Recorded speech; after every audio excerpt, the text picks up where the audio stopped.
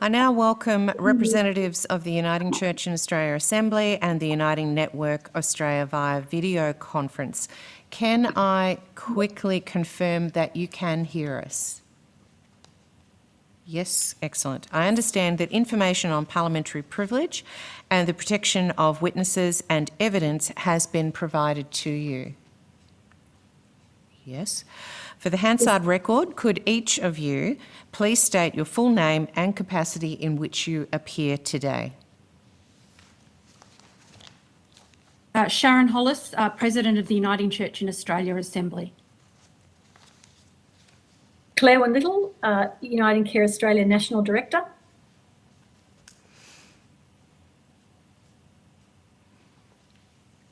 Jason, you are on mute. Mr. Masters? Sorry, thank you. Jason Masters, co-convener of Uniting Network Australia. And Elliot Nicholas, a spokesperson on behalf of Uniting Network Australia. Now, for the committee's understanding, I believe, Mr. Nicholas, that you are just 18. Is that correct? That's correct, yes. Thank you. If you've provided a written opening statement, would you like it to be incorporated into the Hansard record? Yes, please. I will now invite members of the committee. Uniting Network has provided one. Yes, please. Thank you. I will now invite members So there is also one from Uniting. Yes, thank you. I will now invite members of the committee to ask questions, and I'll start with the Deputy Chair, Mr. Graham Perrett. Thank you. Thank you, Chair, and thank you for your submission and for appearing before us today. Hopefully it won't be too embarrassing, Mr. Nicholas. It's your first inquiry if you've just turned 18. It's a tradition where normally the youngest person starts with the song. Are you okay to do that, Mr. Nicholas? Don't believe it. Do not believe it. No, all right. Sorry, Chair. The Uniting Church submission suggests that certain provisions in the bill may actually increase the likelihood of discrimination against people of minority faiths and also people from more vulnerable groups within society. Could you please explain to the committee what you mean by that statement? I'll let you select President Hollis or whoever. Thank you. I might begin and then Claire might pick that up because it has particular ramifications yes, please, in our community service sector.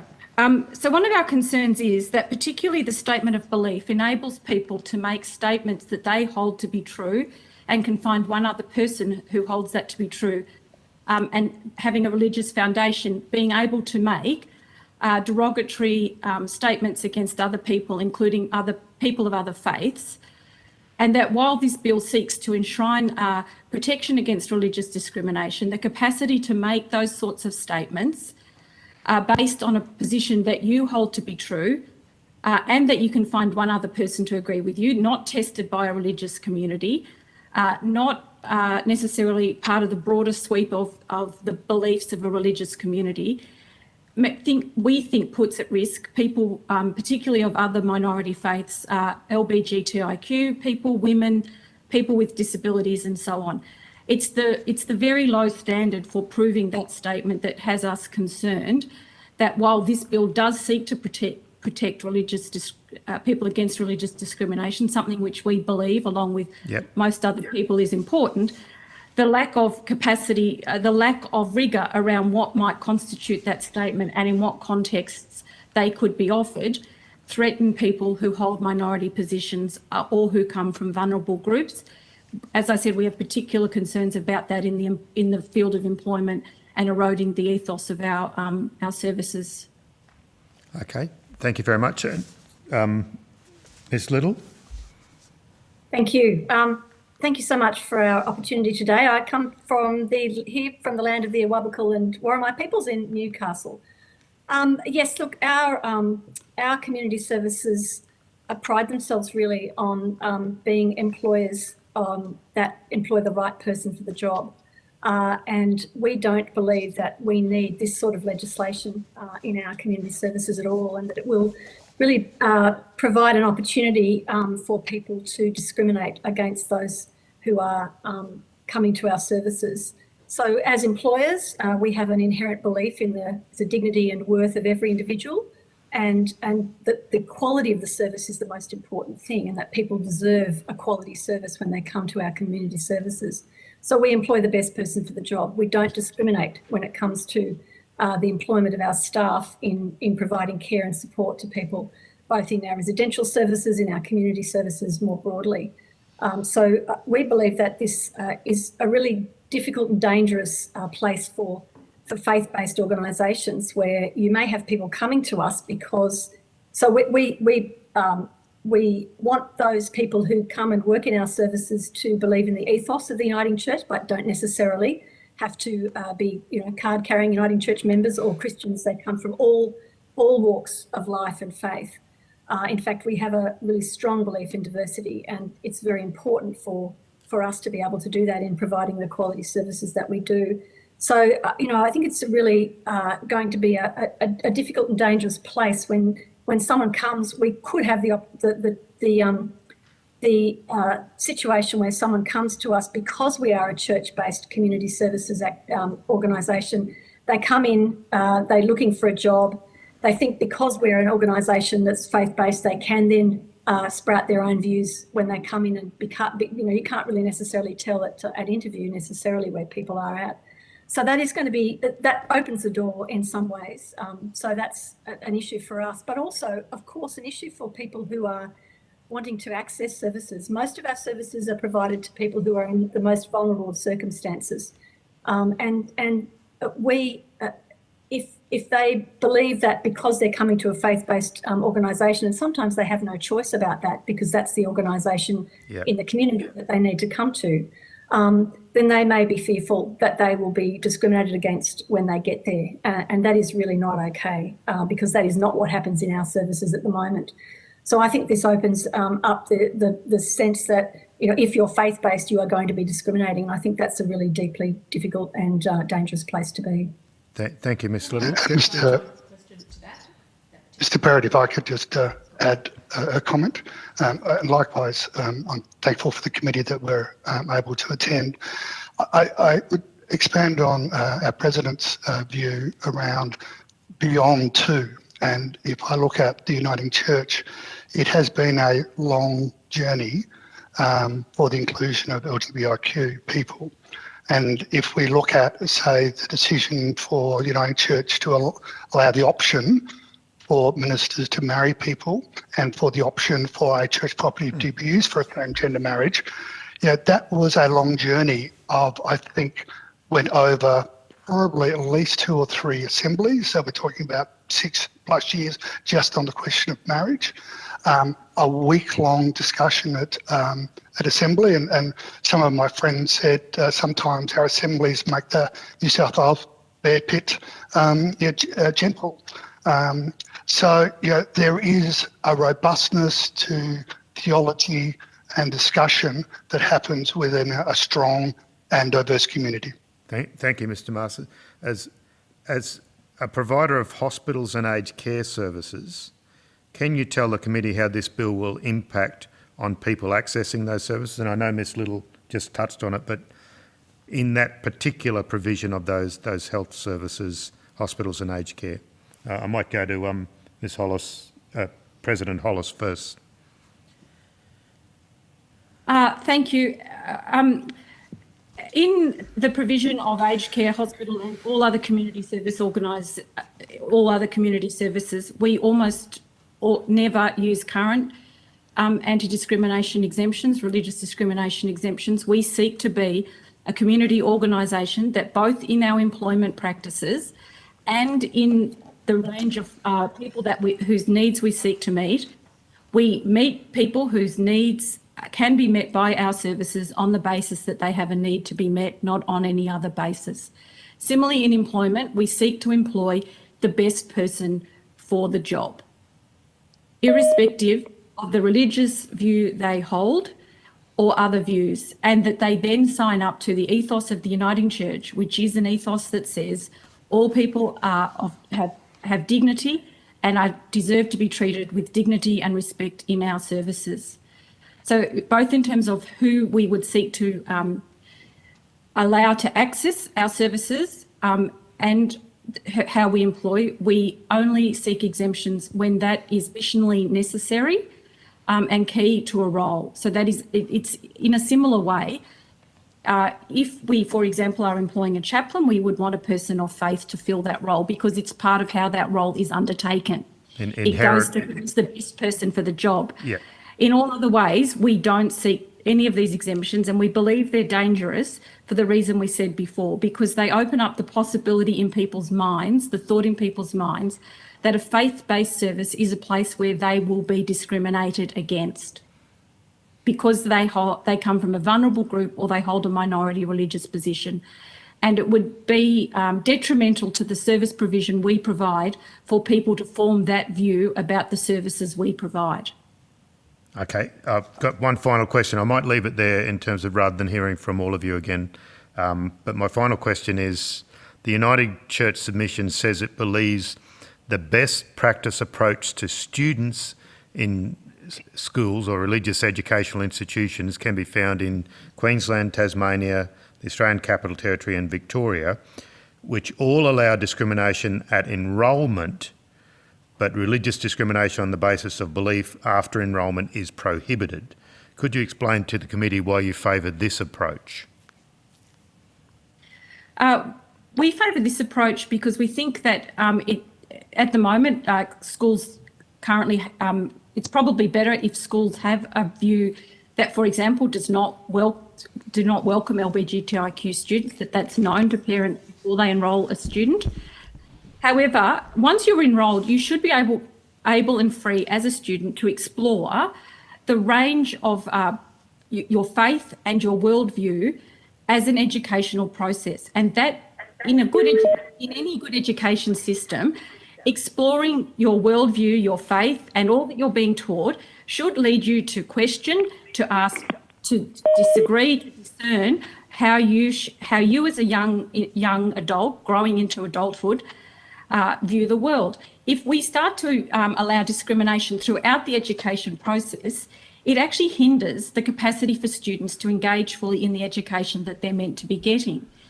Now, they may enter a school with one position and their parents may enter a school with one position, and that may change for a variety of reasons. It may have to do with an awareness of their sexuality. It may have to do with the fact that they no longer hold to a key tenet of the faith that of the school their parents enrolled in. But their education should not be cut short or disadvantaged because as a result almost of participating in the education process, they come to a view different from the school they're enrolled in. It just seems very unfair to young people. Okay. I think potentially Elliot may have more experience. Would you? Yes, I was just thinking I might be. Yeah, I might be a great person to answer. Thank you, Mr. Nicholas. As well. Yeah. So I spent about 7 years living in Tasmania, and so being involved in the Tasmanian school system, predominantly in Launceston.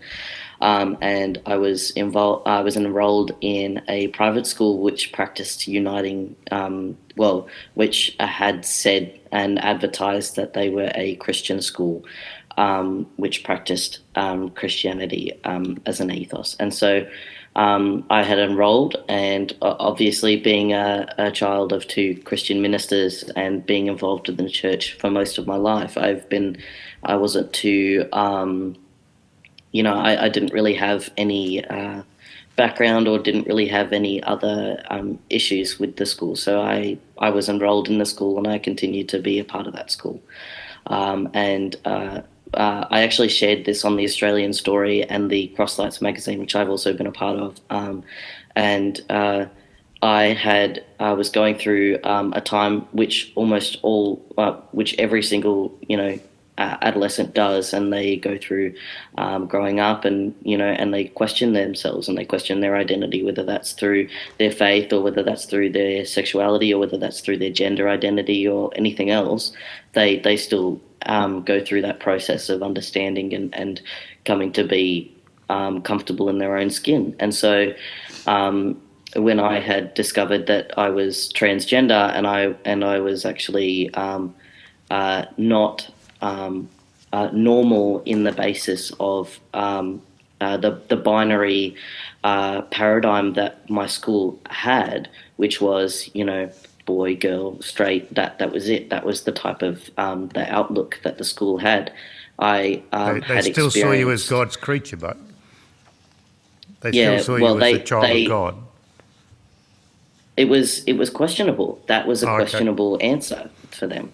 So it became we know your parents, and your parents are children of God, so we must respect you at that point. Like it wasn't a point of, do we actually care about you, or do we care about the opinion of other people knowing what we are treating you like? And so I was going through school, and I would always have transphobic comments and homophobic comments and other things that were related to things that are discriminatory. And I would actually witness teachers who were in fact religious, and they were proud of their religion, they were proud of their faith, and they would watch and they would let it happen because they knew that that's what they believed in as well. So and I don't think I'm sorry with the you had to religious go through that, discrimination- Mr. Nicholas. That's a tough okay. row to hoe for any school. And as a former teachers on the panel, we would hate for anyone to be suffering harm like that. And I'm sorry you had to do that. Well, it's a and that's why I wanted to be involved in this as much as anyone else, because the religious You're doing a great discrimination job. bill. Thank you. The religious discrimination bill creates an elitist opinion, like an elitist characteristic within organisations or people who are in large groups of faith, people who are in leadership roles of faith, that in not all situations, but in some situations like schools, city mission, I was also involved in for school work experience. They rejected me because they realised that I was proudly open with my sexuality at the time, and they didn't want me there. They moved me somewhere else. And so you have this elitism, which actually takes away from the real reason why we have the religious discrimination bill, which is to protect an individual from being discriminated based on their religion. But in actual fact, what it's turned into is people who are part of that religion are now part of the stereotypical majority view, which means that they are actually able to discriminate other people because they are feeling free to use their values, which aren't even what the values of Christianity or other faith should be on, as much as faith is, love your neighbour as much as you love yourself and treat people with kindness. But people often overlook homophobia and transphobia, and that's an easier thing to do than love. And so it's being twisted and it's being warped into a religious discrimination bill that isn't actually what it was supposed to be in the first place. And so that's my take on it. Thank you very much, Mr. Nicholas. Ms. Little or Mr. Masters, any comment on that approach in terms of the Queensland, Tasmanian, ACT and Victorian educational institutions? I think Uniting Network would take the view that there should be no basis for discrimination based on the parents or the child to enter a school, particularly given that a significant amount of private schools are funded by the state. And I think Elliot said everything else I need to say. Yes. Well, that's a slightly different approach, but we might I'll leave it at that. Thanks, Chair.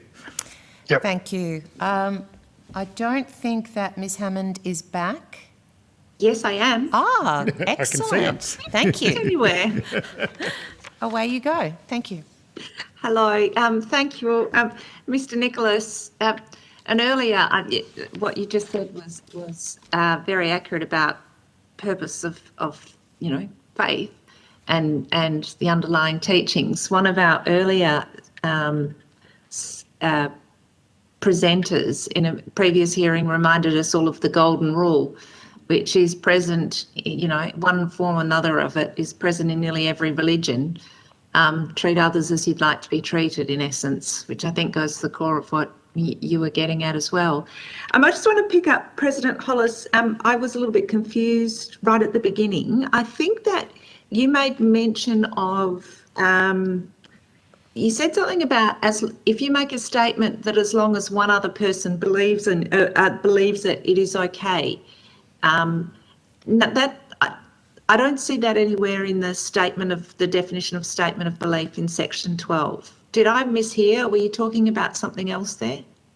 Our reading of section 12 statement of belief indicates that people can make a statement in good faith, believing that it's genuinely held within the doctrine, tenet, belief of that religion, and that doesn't need to be. It doesn't matter whether the religion itself would reject that view. That the person can claim that it's a statement of belief, and therefore that holds to be protected under this bill, and we think that that's quite dangerous. Yeah, I understand that, but it was the reference to at least one other person believing it, which I didn't necessarily think was linked with that sincerity or genuineness.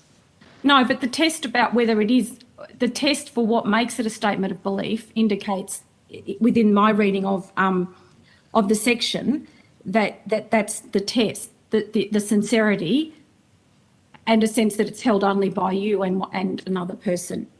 We may be misreading that, but our view is... We've got the Attorney General's Department next. We'll actually ask them to... That might be a question that I follow up with them.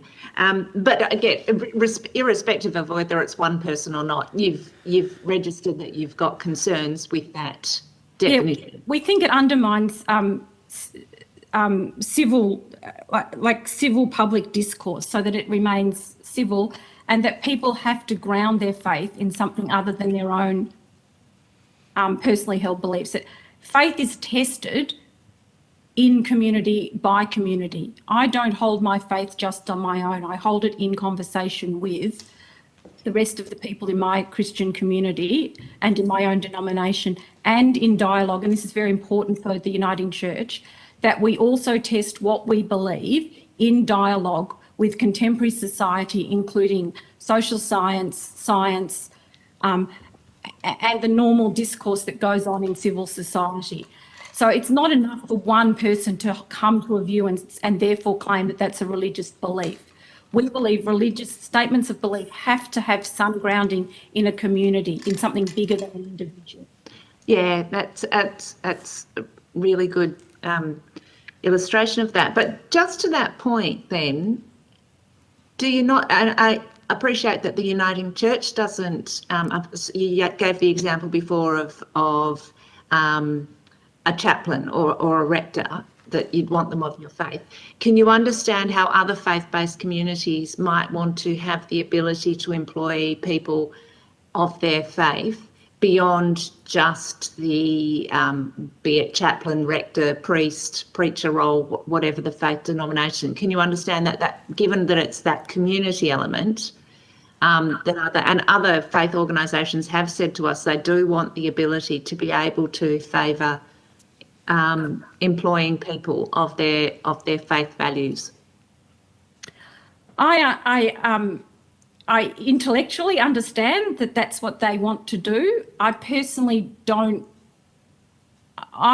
We don't grasp why a maths teacher in an Islamic school needs to necessarily be Islamic.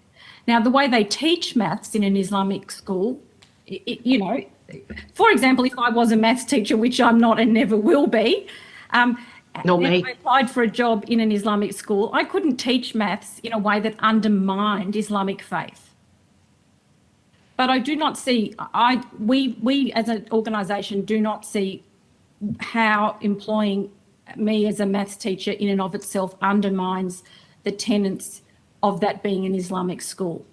So we accept that there are some roles, for example, in faiths that have dietary requirements, and that is as a tenet of faith that is clearly marked out, not just by an individual, but again by the community. You may need to employ, in the food preparation area, people who can ensure that the food is prepared in accordance with the dietary requirements.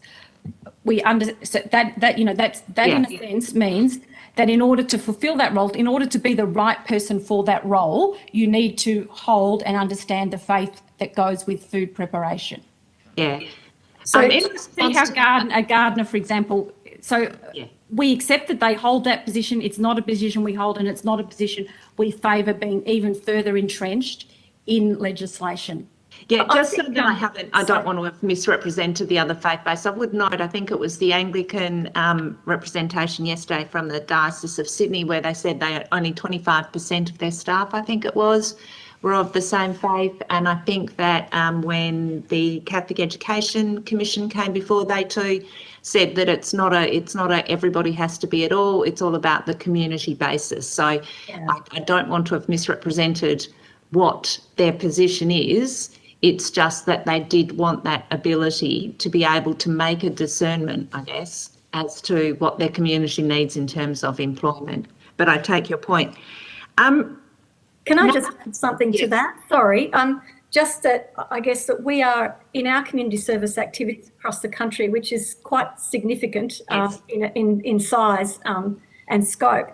We are still able to remain to keep the integrity of the organisation as a Christian faith-based organisation without having to have that having that opportunity to have to employ people from particular faith, because in fact, as a Christian and as a uniting church community service activity, the diversity of our workforce is central to the work that we do in providing person-centred care and providing the needs of that individual.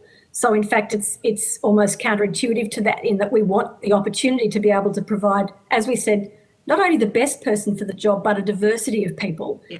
and a workforce that actually reflects the community in which it's being delivered. So, in Southwest Sydney, most of our staff are from a variety of cultural backgrounds.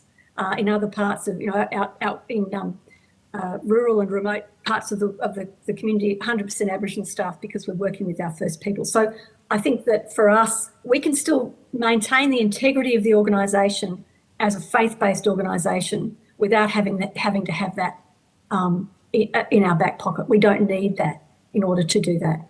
Yeah. Thank you. In your submission, you state that the current draft of the bill has been improved in some respects, but it's also got worse in some respects. Can you just at a high level, I guess, what are the improvements? List them. You don't need to explain them. List them, and then what are the ways that you think that the bill has got worse?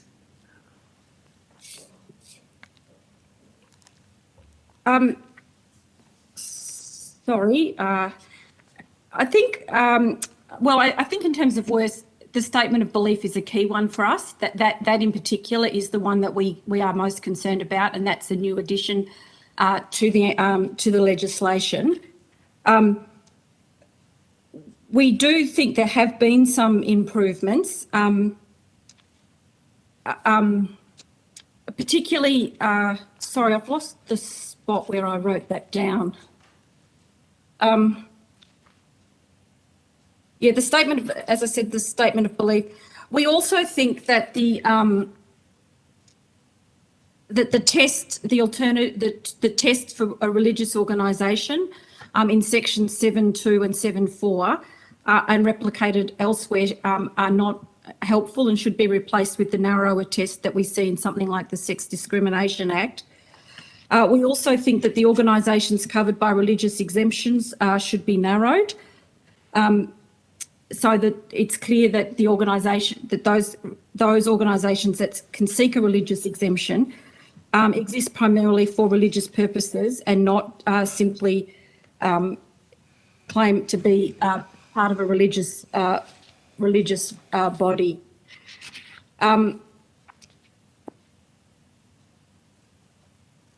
Sorry, I did focus on the things that we were less happy with. There was some improvement. That's all right. That's fine.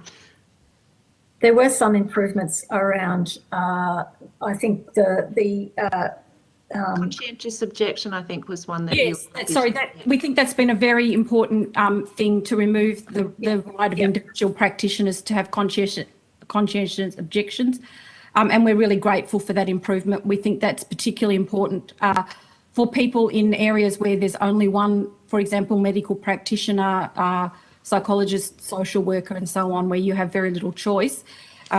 I think for us that's probably been the main improvement, that removal of that. So the Uniting Church, do you believe that there is a need for religious discrimination protection or protection against religious discrimination? I don't think anybody would disagree that people shouldn't have a broad-based protection against religious discrimination that sits within a sweep of other discrimination protections, and where one's religious beliefs are part of the area where one deserves protection, and where they have to, in a sense, be in dialogue with other protections people want, like gender, sexuality, disability, and so on. We don't believe this legislation is the way to make that happen. We've had a long-held position that a comprehensive human rights bill would be the best way to do that. But if that's not where the government wishes to go, we think something much less broad and something much more that fits within the other suite of anti-discrimination legislation is what is required. Yeah. We Okay. do not see a need for this legislation in the form that it is. And as a church, I think, Sharon, you would say that we don't feel discriminated against in that sense. So, Ms. Hammond, may I make a comment with your previous question just about areas that got worse? From Uniting Network's point of view, whilst we're pleased to see the removal of the override the Medical Board of Australia, those four boards, we think it's our view, and we are not lawyers, we're not legislative writers, so this is the naive inquirer.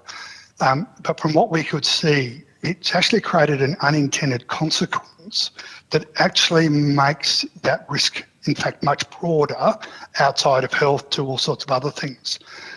But I'd just like to, and I'm not picking on freedom of faith for any particular reason, but they've just got a statement in there that I think is useful to reflect on. So that's submission number 10 on their page 12 and 13.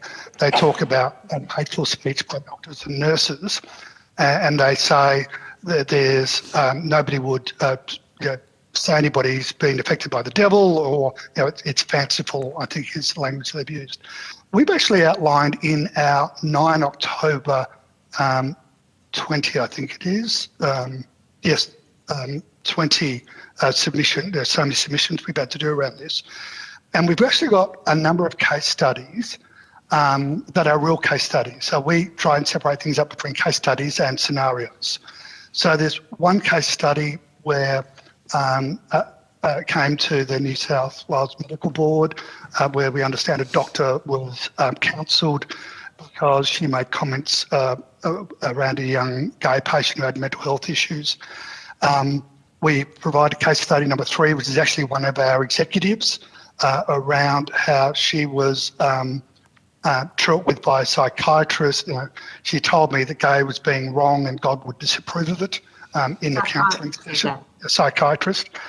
And I'm not going to read it all out, but on page 16 of that October submission, it's case study 4, and it actually goes on for about 6 pages, where a doctor was discriminated for about was suspended for treatment of about 6 or 7 doctors, including a lesbian patient with ADHD.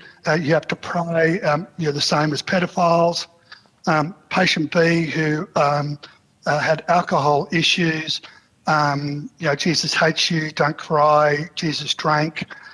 You should see a priest, and the priest wants you to confess. Your former husband and her sluts of a mother. It goes on. Patient C, who's a Muslim patient. This doctor, as a Christian, put holy water and the sign of a cross on the forehead of patient C, prayed over them, knowing that this patient was a Muslim. Patient D, a woman, had a stillborn child induced at 22 weeks, was having suicidal thoughts. God can help you. God is love. She should ask God for forgiveness for her son's death. female being diagnosed with depression and anxiety, you should join a church. Once you get to heaven, where you can have a little dress upon a cloud, bring Jesus into your life, so on and so forth. So that is all I've extracted out of an New South Wales NCAT case where a doctor was suspended. So these comments that these things don't happen is fanciful. And if I may take a slight tangent of your time, I'd like to refer back to... Can I just ask what happened to that doctor? Yeah. Can you give She us... was suspended. Yes. Was suspended for several years. So the Yeah. professional standards sorted that matter? And- Yes. Yep, Yeah, thank you. I think the point that we will also clear up with the Attorney General's Department is that even if this bill is passed, the professional standard conduct rules would still see that person chucked off the register. So at the moment, the way we're seeing it, that would not necessarily be the Yeah, case. so we need As I said, it's unintended consequence of an amendment. Yeah, If I could just talk to the evidence given by the National Catholic Education Commission, organisation we highly respect.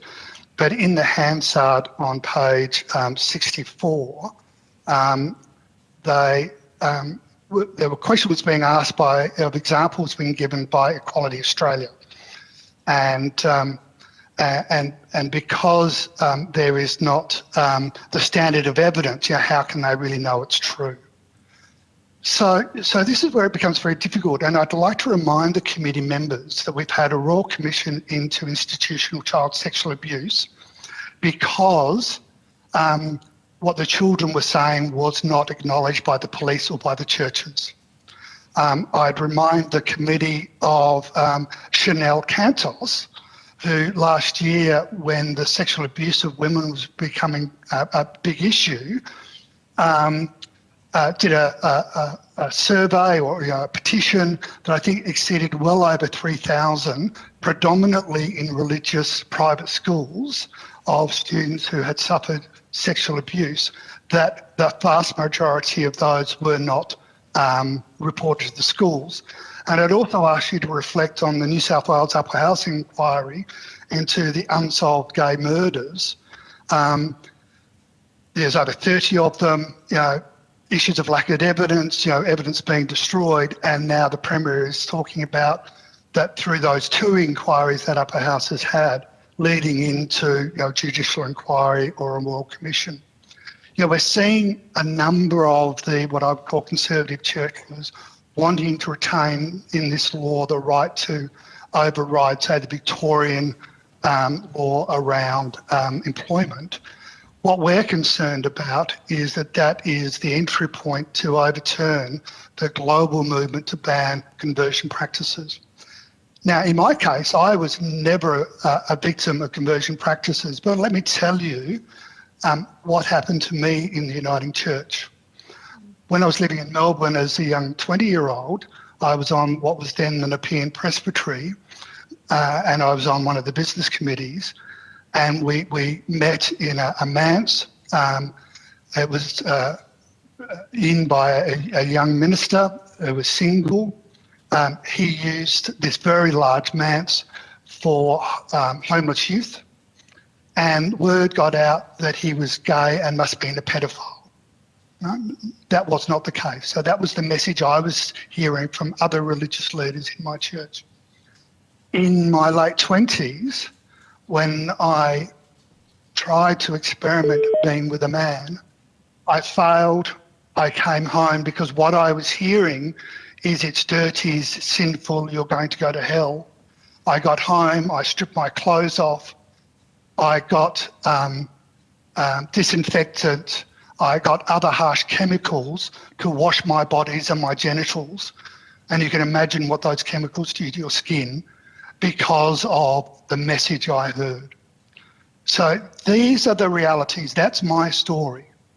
And so I'm very concerned when people say there's not the standard of evidence, because the standard of evidence has never been accepted in the past, and we've ended up having royal commissions. We've got royal commission into aged care, and the evidence is there. The LGBTIQ community has never been listened to. In this process, as one of the largest LGBTIQ plus communities of faith, we have never been engaged by the government. I had one call from the Attorney General's office with our first submission, and it was an abusive call. Our voice, our reality of what religion does and has done needs to be heard. Yeah, look, thank you very much for sharing your story and what has happened to you. But also I think you make it's a point that we all need to take on board all the time, which is in a lot of situations, people are fearful about coming forward. They don't feel that they're going to be supported, whether it's with respect to their gender, their sexuality, or any other aspect about whether they've been abused. There is a fear. And the fact that we've seen it time and time again, as you've pointed out over the course of history, that just because we don't have documented evidence doesn't mean that it hasn't happened. To my recollection of when the National Catholic Education Commission gave that statement, it was in the context of being queried about whether they knew how much, and I think that they said they didn't have the evidence. So I don't think it was a denial that things were happening within the Catholic education system. I don't think that they would be, and I know they would not be as naive enough to think that it's not happening. But the point is, none of us potentially know the extent. So thank you very much. Thank you all. That will end my questions there. But thank you. Thank you, Ms Hammond. I'm going to Senator Rice. Conscious that we have 15 minutes. Senator O'Neill also has some questions. Okay, thank you. Look, thank you very much for your submissions and for your evidence today, and in particular for sharing your stories. Because I wanted to start with basically the first paragraph of your submission, the Uniting Church's submission, that we believe the redrafted Religious Discrimination Bill does not get the balance right and requires significant amendments. On this basis, we would not support the bill's progress into law in its current form. So this is it's a different position that many of the other faith groups have presented to us during our hearings and their submissions to this inquiry. And I wanted you to comment on the fact that so much of this debate is often set up as a dichotomy of, God versus gays. That it's basically people of faith having the ability to hold and manifest their religion versus the right of LGBTIQA plus people. And as you have shared with us today, this is a false dichotomy. So could you just talk about the damage and how this is a false dichotomy and how and what the reality actually is for a lot of people of faith in Australia today?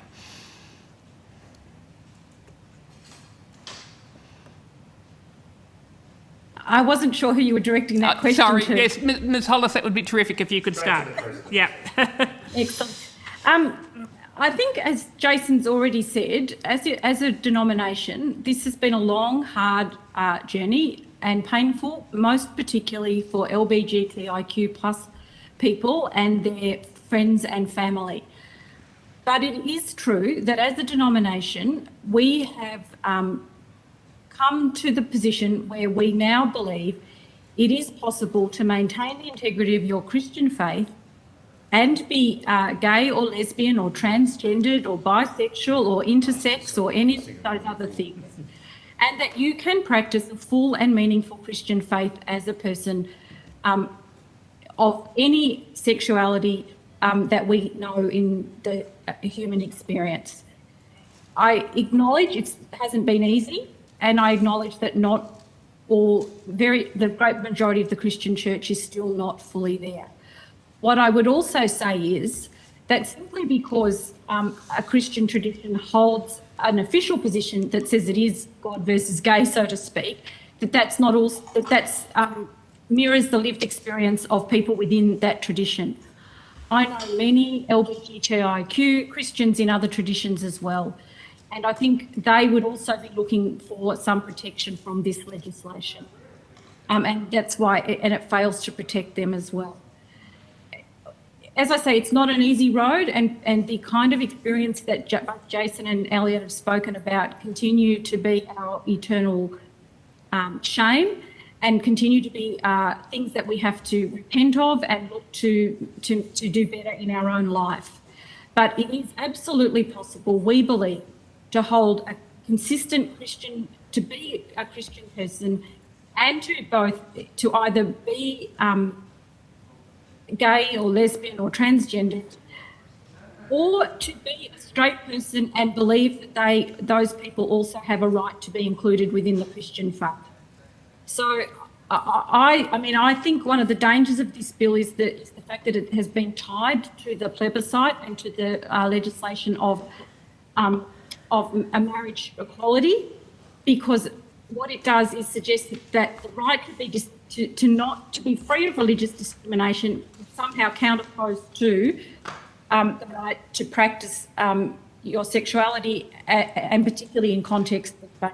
And I think that's a very dangerous position. And it doesn't reflect the experience of many, many LGBTIQ people, both within the Uniting Church and even within denominations that aren't as publicly supportive of the inclusion of LGBTIQ people. Thank you. I think I would just add, if I may, and I'll try and be very quick. Particularly in our tradition, the Christian tradition has moved significantly on many issues over time. It's not that long ago that interracial marriage wasn't allowed. Wasn't that long ago that slavery was allowed. All that you can find justification in our religious text. We've moved away from that. This is just the next frontier of where where the community of faith is discovering that LGBTIQ people of faith are also one with God. Could I just, one last comment before I hand over to Senator O'Neill. You said, Ms Hollis, that you felt that the great majority of the Christian church was still coming along, but the Uniting Church, you're not a minor player in terms of the Christian church in Australia, are you? You're one of the major denominations. Can you just give us just some figures as to the size and the extent and the number of people who are members of the Uniting Church in Australia? So we don't have the census figures for the current census, but at the last census we were still the third largest Christian denomination in Australia. We are amongst the biggest providers of community services, so our footprint in community service provision as a faith-based provider of community services is that we are the biggest faith-based provider of community services, and our footprint extends not just in terms of the size of that provision, but the fact that we provide community services and faith-based and religious services across the breadth of the nation. So we are engaged in community services, as Claire-Wynne's already said, for example, in remote and rural Australia, as well as in our major cities. We similarly have churches across the breadth of Australia, including the provision of religious services to very remote communities through an organisation like Frontier Services. We're also the only Christian tradition in Australia that has a formal group that recognises our First Nations people. So we have within our organisation what we call the Uniting Aboriginal and Islander Christian Congress, which is a voice for First Nations Christians who identify with the Uniting Church. So it is true that we are, in that sense, not a minor player. I guess when I said we still have a lot of people to come along, I don't want to give the committee the impression we are the biggest denomination in Australia either. But we are not an insignificant tradition, and we've been part of the Australian landscape since colonisation. Thank you. Thanks, Chair. Senator O'Neill. Thank you very much, Chair. Mr Masters, in your evidence just a little while ago, you made a statement about a phone call that you received. Could you repeat what you said there? Oh, yeah, so we mailed our submission and some media release information to all members of Parliament and also to the Attorney General and I was in the middle of a very busy consulting assignment, and I got a call from one of the staffers from the political office of the Attorney General. He said he wanted to talk to me about it. I said, look, we just don't have time. Could we make an appointment?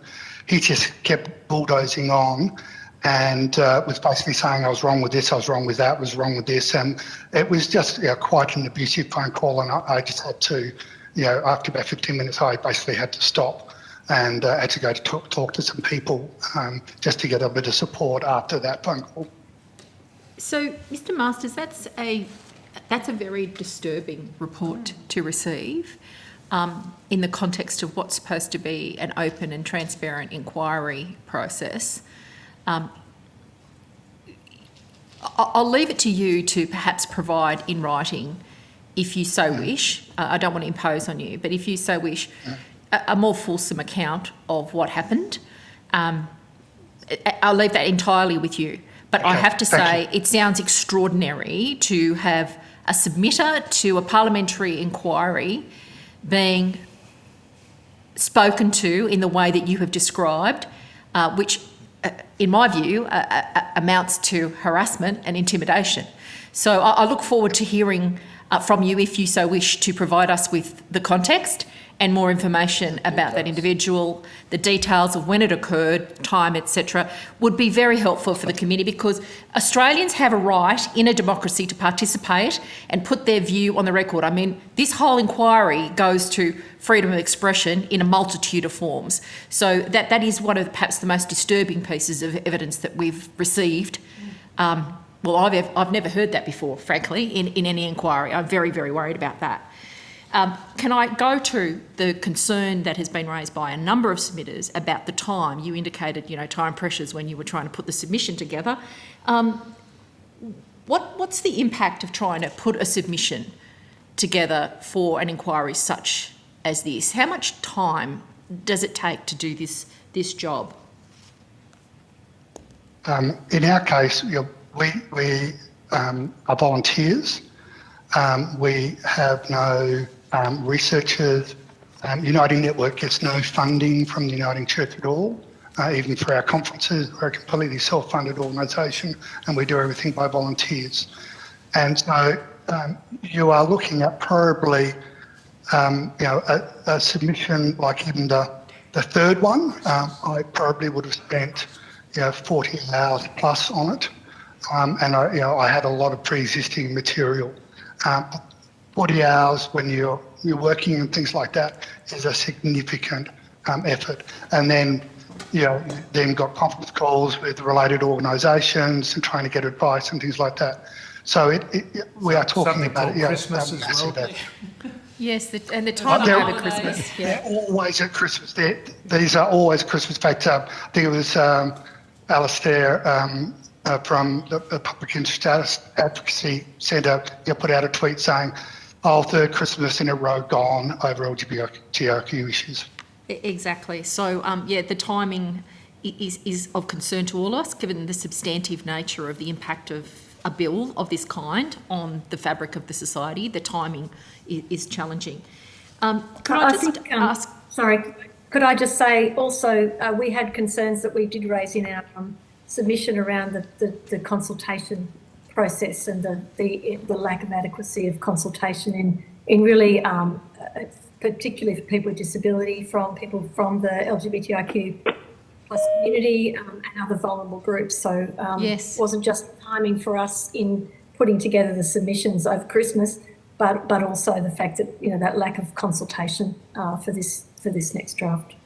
Thank you. And Ms. Little, could I go to you because you spoke about the balancing of ethos, and I wonder sort of out loud now at this point of time of the inquiry, the difference between ethos and a faith perspective, and how those things can be sometimes interchangeable and sometimes they're not. I suppose it depending on the discourse practices that you feel most comfortable with. Is ethos a faith perspective? Is faith an ethos manifested with a different, these are interesting language that we're using, interesting words. Can I ask, what do you do as an organisation if a staff member no longer shares your ethos? Look, I think it depends upon how that manifests itself within their behaviours and within their capacity to do their role. So when we talk about ethos, we talk about values. So it's not about the religious beliefs or the theologies necessarily. It's about the values of the Uniting Church. And so we say that they need to be, people who come to our community services need to have an understanding of and some sort of signed up to the ethos of the Uniting Church. So it doesn't mean they have to, believe in as Christians do about theology and about God, but it does mean that they need to be in keeping with the ethos. And that ethos is quite stated in the values and the statements that the organisation has about what it believes.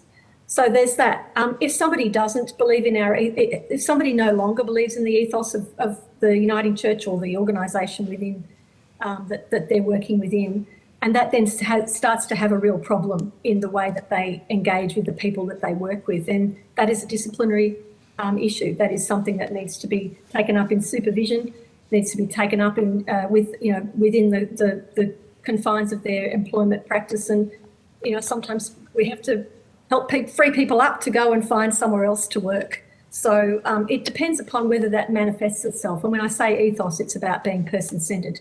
It's about being the stated values of the organisation and understanding that we work within a social justice framework and a again, rights. I point out that the values don't arise from nowhere. They come from a faith perspective. Otherwise, what would be the point of actually operating under the banner of the Uniting Church? You'd just be operating under a humanitarian perspective. Okay, so there's got to be some religion in the middle of the articulation of those values. Can I ask also about people of faith who actually are seeking a faith-based service?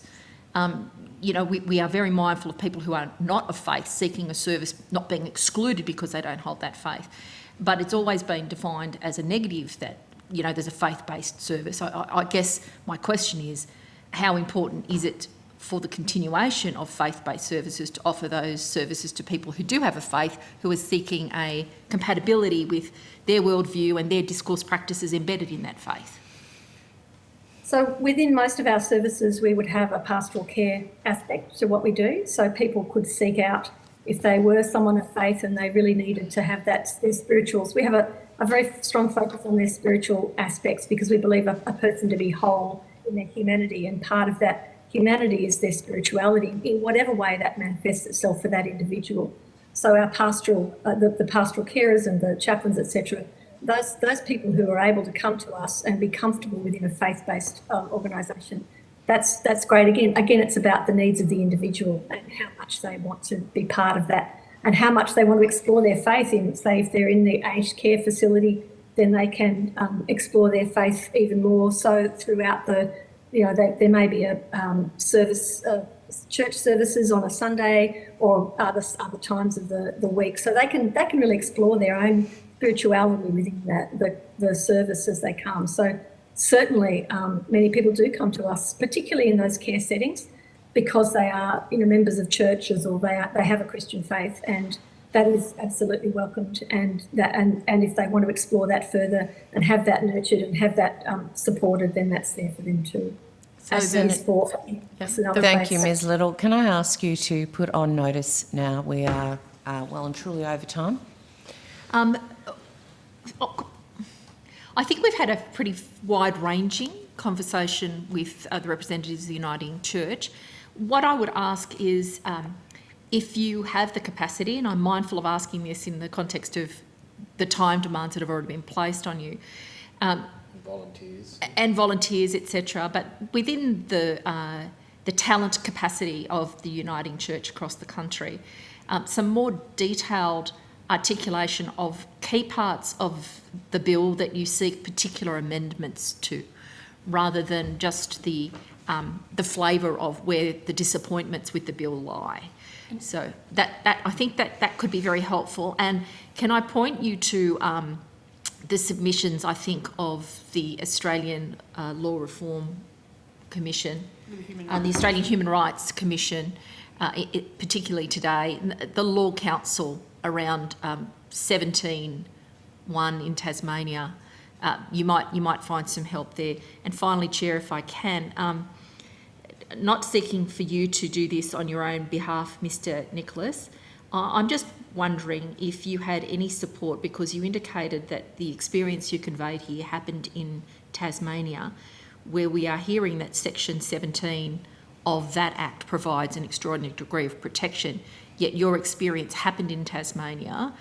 Just seeking some understanding of whether you were able, through support people, to be able to access that protection, or whether that protection, even as it is in Tasmania, was inaccessible to you because of your age or a lack of support, just to understand your interaction with the Tasmanian context. Thank you. Thank you. Chair. So, Mr. Nicholas, if you can respond to that on notice, and if you require the question given to you, the Secretariat will post it to you. And I accept there may Email it. be a choice Yes, against I will responding need the question or not as doing well. it. That's okay too. And could I just ask a clarification question of Mr. Masters? In terms of the offensive phone call from the Attorney General's staff, was that under the Attorney General Porter or Cash?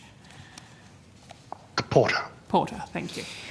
Okay, thank you for appearing before the committee today and giving your time so generously. The committee requests that answers to questions taken on notice are provided to the committee secretariat by close of business on the 20th of January 2022. Thank you again. Thank you very much. Thank you. Thanks very much. Thank you. Thank you very much for having me. You did well. You did well, Mr. Nicholas. Yes. You'd have to be the youngest person I've ever